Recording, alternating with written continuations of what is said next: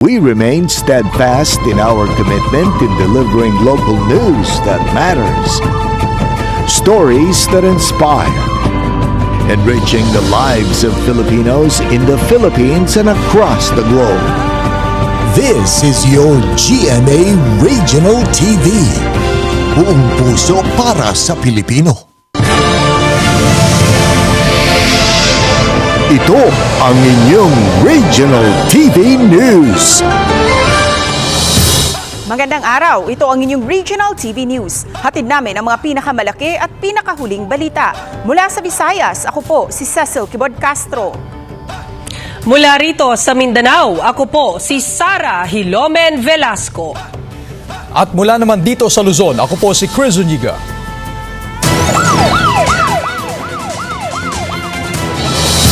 Tatlong kalansay na kinabibilangan ng 2 bata na hukay sa Albay. Mga biktima raw ito ng Concepcion Criminal Group. Nakaalerto si Jessica Kalinog ng GMA Regional TV, Balitang Bicolandia. Limpian ninyo maray. Abot siya ninyo. Dali tayo mapurot pagkuha.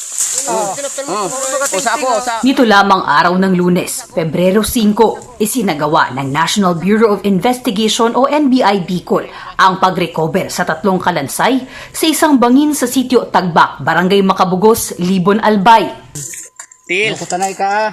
Til. Mo ko pag Sure? Ti si Eugene. Amo? Si Eugene ito. Amo? mo ko pagkuha ano tabangan tanay ka. Ang mga kalansay na nakuha sa lugar, pinaniniwalaang sa 40 anyos na si Eugene Sasota. Adopted child nito na si John Paul Sasota, 11 anyos, at ang 10 taong gulang na si Cyrus Arabis. Ayon sa NBI Bicol, nakita ng mga witness na magkakasamang dinukot at dinala ng grupo ni Gilbert Concepcion ang mga biktima sa itaas ng bundok at hindi na muling nakabalik pa.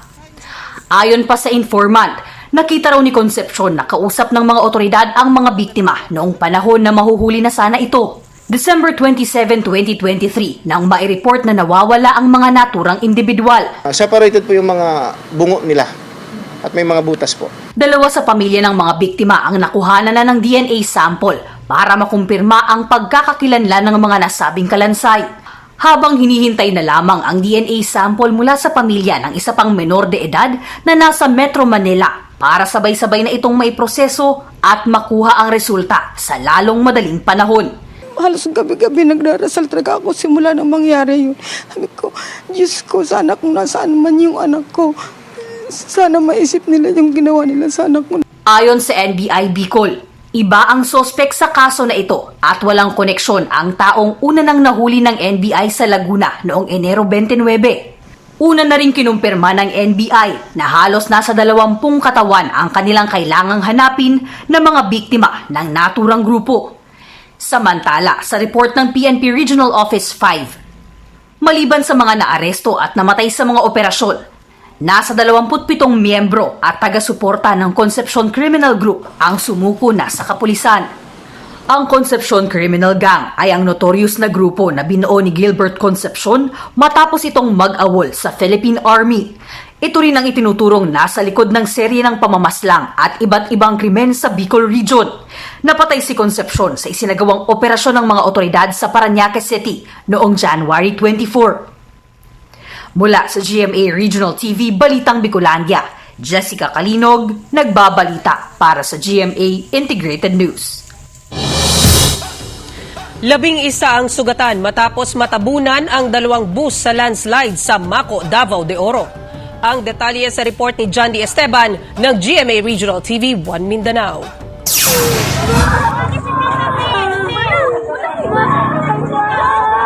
Hindi magkamayaw ang mga residente sa Zone 1 Barangay Marasa, Maco, Davao de Oro nang biglang gumuho ang lupa bandang alas 7 kagabi.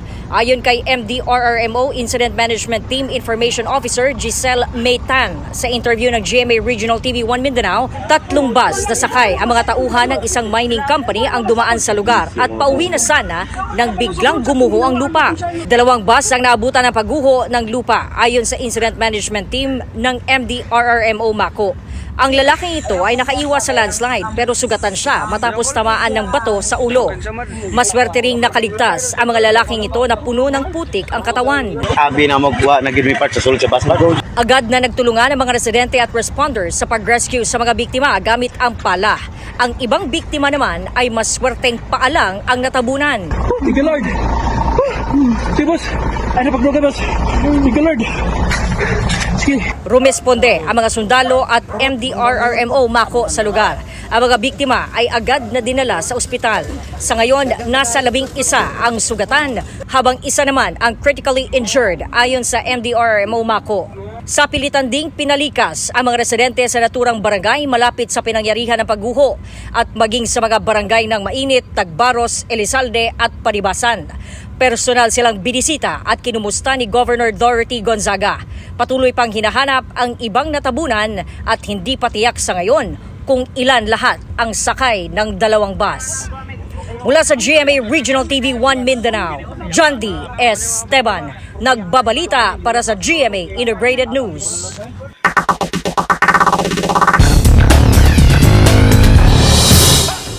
Sa pool sa CCTV ang bangga ng dalawang riders sa Candon City sa Ilocos Sur. Narito ang report ni Ivy Hernando ng GMA Regional TV 1 North Central Luzon.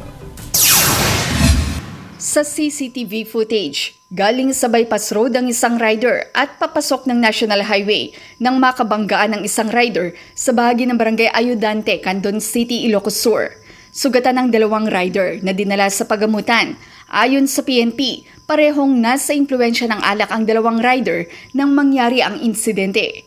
Payo ng PNP, importante ang defensive driving at pagtalima sa speed limit, lalo na kapag nasa town o city proper. Bumulagtas sa gilid ng kalsada ang 28 anyos na kinilalang si Jake Batad matapos sumalpok ang kanyang minanehong motorsiklo sa isang kotse sa National Highway ng Cabugao, Ilocos Sur. Ayon sa PNP, nag-overtake ang biktima ngunit sakto naman ang pagdating ng kasalubong na kotse. Bali sa iba't ibang parte ng katawan ang tinamo ng biktima na naisugod pa sa pagamutan pero binawian din ng buhay. Hindi na nagpa-interview ang driver ng kotse na Tagalawag City. Nakipag-usap na raw ito sa pamilya ng biktima at nagbigay ng 30,000 pesos bilang danyos. Nasa impluwensya raw ng alak ang biktima ng mangyarang insidente ayon sa PNP. Kaya patuloy nilang paalala na iwasan ang drunk driving para sa sariling kaligtasan.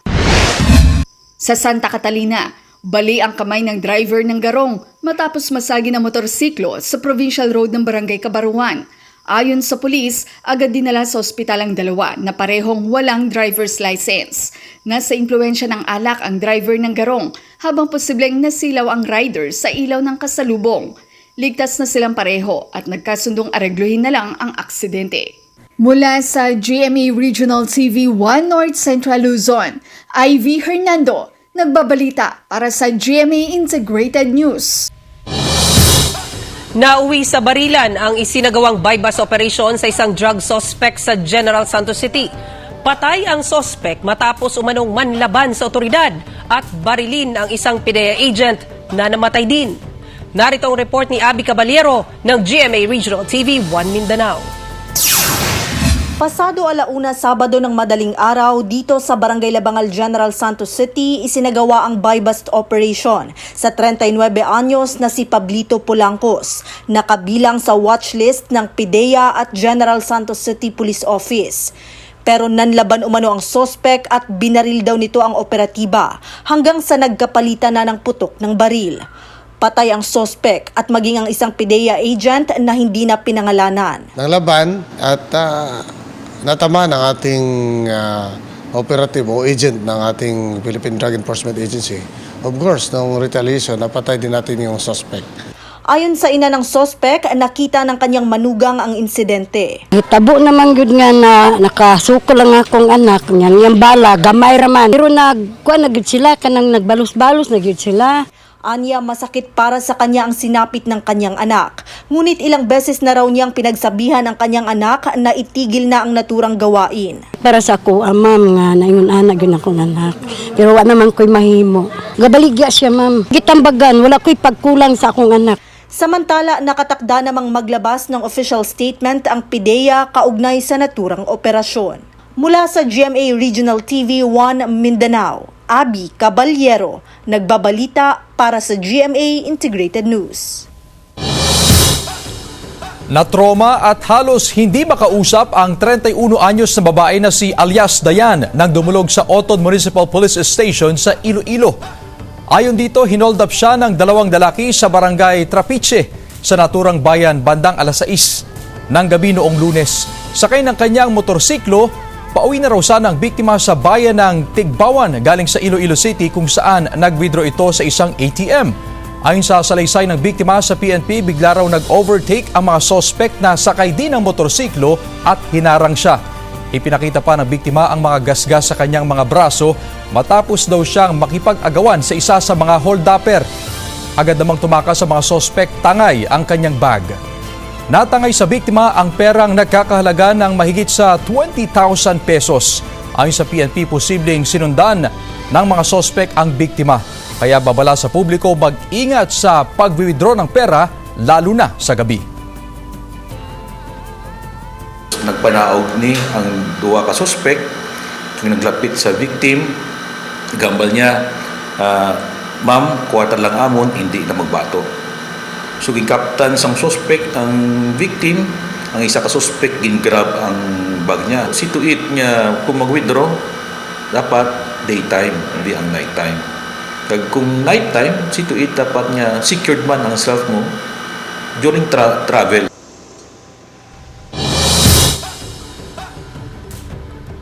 Presyo ng bangus sa Dagupan City bumaba ng 20 pesos per kilo.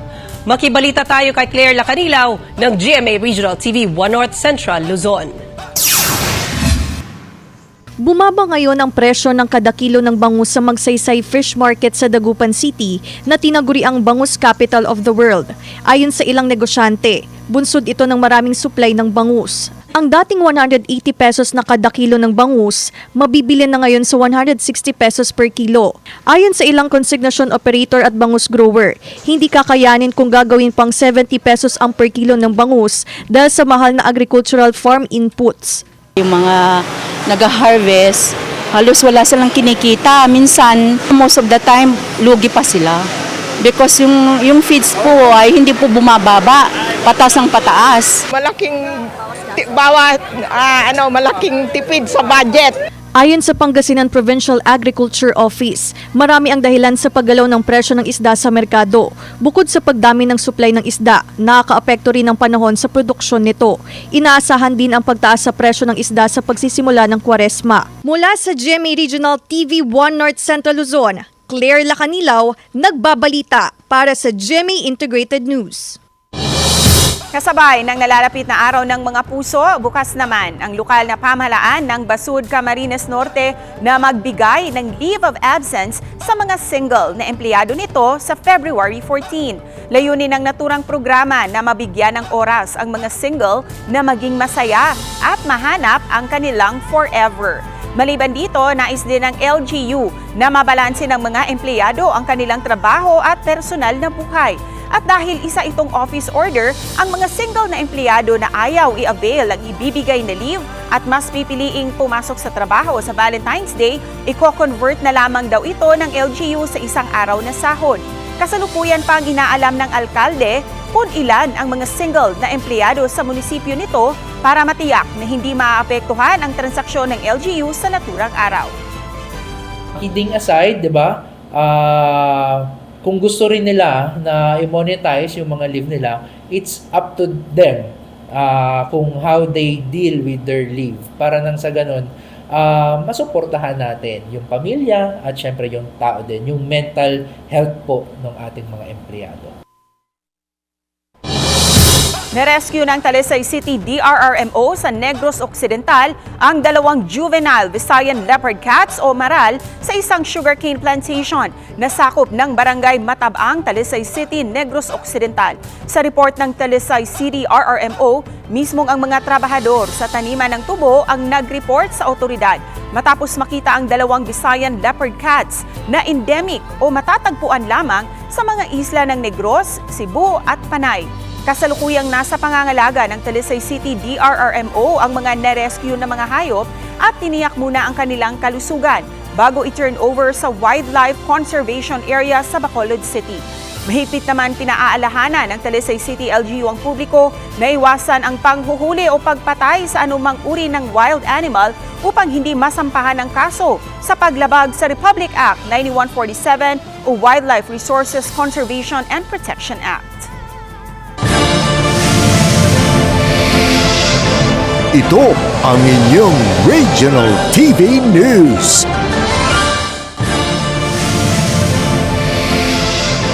Ito ang inyong Regional TV News.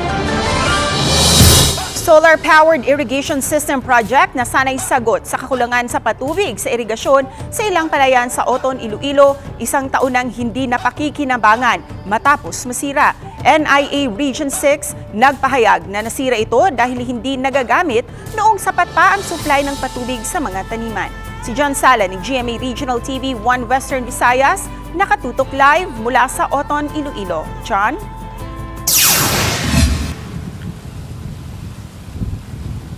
Cecil, dahil sa matinding epekto ng El Nino sa patubig sa irigasyon ng mga taniman, ay pahirapan ngayon sa mga magsasaka ang pagdiskarte o dumiskarte kung paano magpapatuloy sa pagtatanim ng palay. Magtanim ay di biro, ika nga ng isang kanta. Pahirapan habang nagtatanim at nakababad sa gitna ng sikat ng araw. Pero mas ramdam ngayon ng mga magsasaka ang hirap dahil sa kakulangan sa supply ng patubig sa mga irigasyon dahil sa epekto ng El Nino. Kaya sa bayan ng Oton, kanya-kanyang diskarte na lang ang mga magsasaka para makapagpatuloy sa pagtatanim. Tiwai kami may mo kun kuan amura ang purpose namon digya gatasok lang kami mismo nga kagalingon lang gatasok gid. Dito sa Barangay Cabuluan Sur may solar-powered irrigation project pero isang taon na raw na nakatenga at hindi magamit dahil nasira. Huwag na mapos ni. Kaya wala nang tubod. Kanugon gani kay ginobra lang tapos binayaan lang. Ayon kay Engineer Angeles Pahayahay, Manager ng Engineering Division ng NIA 6 Alao River Multipurpose Project, posibleng nasira ang equipment dahil hindi ito nagamit. Siguro wala siya ga-function tungod nga wala siya nagamit kung during rainy days. Pero ipa-validate namon to sir kay last time amo na siyang natabo. Sa ilang bayan sa Iloilo ramdam din ang hirap ng mga magsasaka dahil hindi sapat ang supply ng patubig upang makapagtanim.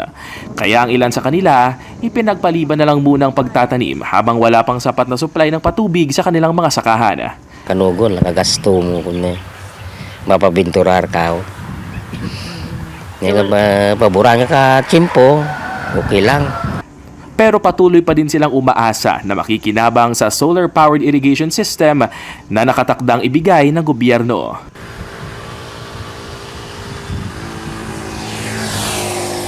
Cecil, maliban sa solar-powered irrigation system o projects ay mailan pang mga ibang proyekto ang National Irrigation Administration upang bigyan ng patubig ang mga lugar na walang gravity irrigation system. Cecil? Maraming salamat, John Sala ng GMA Regional TV 1 Western Visayas.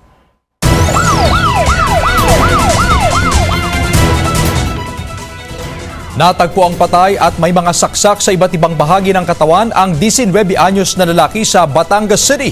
Sospek sa pananaksak, arestado ng otoridad. Tutukan sa report ni Denise Abante ng GMA Regional TV Balitang Southern Tagalog.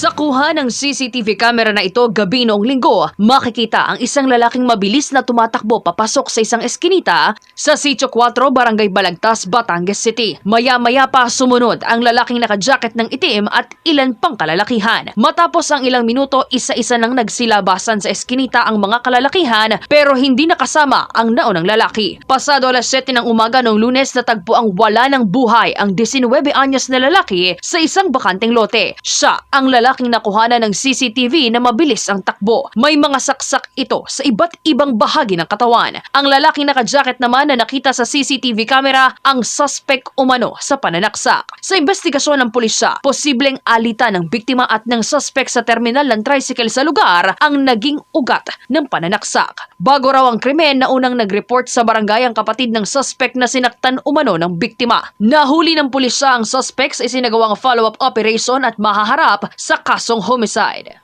Inaalam pa ng pulisya kung sino-sino ang iba pang mga lalaking nakuhanan ng CCTV camera. Depensa ng suspect, dahil yung mga kapatid nila hampas. Nabukpok ng tubo, yun. Kayo po ang gumawa doon sa biktima? Yun na. Ang pamilya naman ng biktima labis ang paghihinagpis. Ang alam po namin, yun nga lang po, sabi nagsaway. Tapos sabi, tricycle lang daw yata ang nahampas. At kung tao, di siyempre may tama din yung may bugbog. Kung nag-blatter yata sila, napatay na nila yung anak ko. Payo ng pulisya sa publiko? Huwag daanin sa init ng ulo isang sitwasyon. Hindi naman natin alam tunay na kwento. Sa halip na wala pong naging problema, ay sa bugso ng damdamin ay nagpapadala po tayo sa isang sitwasyon na hindi natin kontrol. Mula sa GMA Regional TV, Balitang Southern Tagalog, Denise Abante, nagbabalita para sa GMA Integrated News. Sa pool sa CCTV ang panloloob sa isang establisimento sa Naga City, Camarines Sur. Nakaalerto si Chris Novelo ng GMA Regional TV Balitang Bicolandia. Ito ang CCTV footage sa aktual na panloloob ng isang lalaki sa isang establishmento sa Magsaysay Avenue, Naga City, Camarines Sur, pasado alas 3 ng madaling araw nitong Enero 5. Sa kuha ng CCTV, makikita ang lalaki habang binubuksan ang mga drawer. Dito na napag-alaman na natangay nito ang dalawang cellphone na nasa 27,000 pesos ang kabuang halaga at ang 900 pesos na cash. Ang lalaki sa video ay ang itinuturo ring nasa likod ng iba pang insidente ng nakawan sa lungsod. Kanako lang siyang kaso. Actually, before siya na naghabon, na na siya, di kaya lang, dahil filing ka, dahil may siya na inquest, nakaluwas siya. After 3 days, nag-ibo na naman siya ng krimen na paghabon talaga. Sa tulong ng naturang CCTV footage, mabilisan na aresto ng kapulisan ng 26 anyos na suspect sa Barangay Balatas. Nakuha rin sa kanya ang isang sachet ng hinihinalaang shabu. Ayon sa PNP, may bawas na ito, kaya pininiwala ang gumagamit ng iligal na droga ang naturang suspect. Kasalukuyang nasa kustodiya na ng NCPO Station 6 ang suspect para masampahan ng kaukulang kaso. Ang tips sa publiko, yung kada establishment dapat mag-ano ka CCTV. O dapat igo ka mong mga security. 24 hours dapat. Mula sa GMA Regional TV Balitang Bicolandia, Chris Novelo, nagbabalita para sa GMA Integrated News. Karagdagang pasilidad ng kape, hiling ng mga coffee farmers sa Sigay, Ilocos Sur. Narito ang report ni Ivy Hernando ng GMA Regional TV 1 North Central Luzon. Mahilig sa kape ang mga Pilipino. Katunayan, 8 out of 10 Filipinos ang coffee lover ayon sa pag-aaral. At ang bayan ng Sigay na isa sa pinakamalaking coffee producer sa Ilocos Sur, kinikilala sa buong bansa dahil sa kalidad ng kape. Ayon sa mga local coffee farmer, halos lahat ng pamilya doon may tanim ng kape, kaya lalo pa raw lumawak ang plantasyon. Kasabay nito ang panawagan nila sa lokal na gobyerno. Ang kailangan namin sa coffee grower sa Sigay, farm to market road, sir, kung ano mabalbalin. Mataas yung mga bundok at mahirap buhatin yung mga kape na galing doon sa bundok. Bukod dyan, hiling din ng mga coffee farmer ang machine roaster at iba pang pasilidad para sa produksyon at pagproseso ng kape. Hopefully, with everyone's help, we can expand plantation and improve farm productivity. Further, we look forward to bringing in more roads that will make not only coffee but also other priority industries become more competitive. Umaasa ang mga magsasaka sa agarang tulong, lalo't nakikilala na ang kanilang coffee beans at coffee wine maging sa ibang bansa. Mula sa GMA Regional TV 1 North Central Luzon, Ivy Hernando, nagbabalita para sa GMA Integrated News. Ito ang inyong Regional TV News.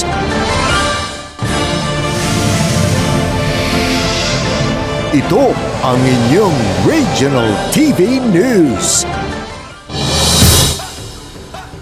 Isang 10 taong gulang na batang lalaki ang patay habang 3 menor de edad na pinsan nito ang sugatan sa pamamaril sa Pamplona, Negros Oriental. Patay sa insidente noong Sabado, February 3 ng gabi ang 10 anyos na si Mark Vincent Kila.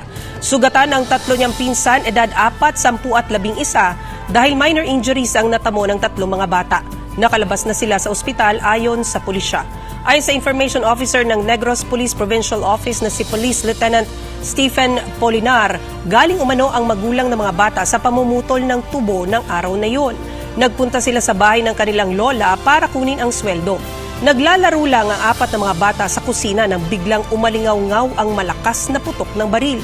Nang tingnan nila ang bata, dito na bumulagta ang duguan at wala ng buhay na si Mark, habang sugatan naman ang kanyang mga pinsan.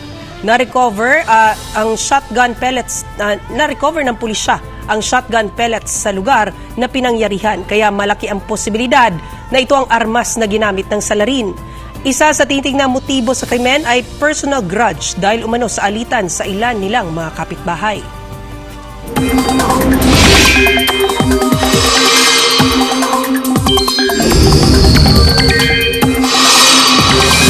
Mga kapuso, malaking bahagi muli ng bansa ang makakaranas ng maayos at mainit na panahon ngayong Miyerkules. Ayon sa Pag-asa, easterlies o ang mainit na hangin galing sa Pacific Ocean ang nakakapekto sa silangang bahagi ng ating bansa. Posibleng umabot sa 38 degrees Celsius ang heat index o damang init sa Sangley Point sa Cavite, San Jose Occidental, Mindoro at sa Puerto Princesa City sa Palawan. Habang 37 degrees Celsius naman sa Pasay City at sa Iba, Zambales. Sa kabila ng inaasang init, maghanda pa rin sa posibleng ulan o local thunderstorm. Pinakapektado ang Mindanao base sa rainfall forecast ng Metro Weather. Posible ang heavy rains na maaring magdulot ng baha o landslide. Uulanin din ang ilang pangpanig ng Palawan at Visayas. Pinabibiliban ang 24 anyos na lalaking may artificial leg sa Santa Rosa City, Laguna dahil sa galing nito sa basketball. Kilalanin siya sa report ni Paul Hernandez ng GMA Regional TV, Balitang Southern Tagalog. Kapag basketball ang pag-uusapan, hindi ka uurungan ng 24 anyos sa si Marco Ildeso ng Santa Rosa, Laguna. Yan ay kahit artificial na ang kanyang kaliwang paa. 2005 nang maputol ito dahil sa isang insidente. Tapat po ng bahay po namin yung nangyari yung aksidente. Then pagtawid ko po dun sa tapat ng bahay namin, may biglang van po na dumaan yan. Aminadong naging tampulan din ng tukso habang lumalaki siya, pero hindi naging hadlang na magpursige. At gaya sa tunay na laro ng buhay, ang mga free throw sa hardcourt tinitiyak na walang palya para sa industrial engineering graduate na si Marco. Malaking bagay raw ang suportang ibinibigay sa kanya ng pamilya. Ang kilabot na shooter at basketball superstar ng kanilang barangay, presidente pa ngayon ng samahan ng mga PWD sa kanila. Patunay na malayo-layo na rin nga ang narating ng angas at galing sa pakikipagbaliyahan niya sa basketball. Dahil hindi naman po lahat ng katulad ko nabibigyan ng pagkakataong magkaroon ng ganitong opportunity. So, pinili ko po na maging inspirasyon sa iba. Klaro kay Marco na tulad sa laro, madalas ang mintis. Pero pasasaan daw ba at magbubunga rin ng patuloy na depensa at ilang beses na pagsubok para makuha ang inaasam-asam na 3 points sa buhay. Mula sa GMA Regional TV, Balitang Southern Tagalog, Paul Hernandez, nagbabalita para sa GMA Integrated News. Samantala, mapapanood niyo po ang episode na ito sa official website ng GMA Regional TV, www.gmaregionaltv.com. Pwede rin kayong bumisita sa aming official YouTube channel, GMA Regional TV, at i-click ang subscribe button para sa pinakamainit na balita mula sa mga rehiyon. Nais naming pasalamatan ang mga kapuso sa iba't ibang panig ng Pilipinas, maging ang mga kapuso natin abroad. Dahil sa GMA Regional TV, Local News Matters. Kami ang Regional TV News, buong pwersa para sa mas malaking misyon at mas malawak na paglilingkod sa bayan.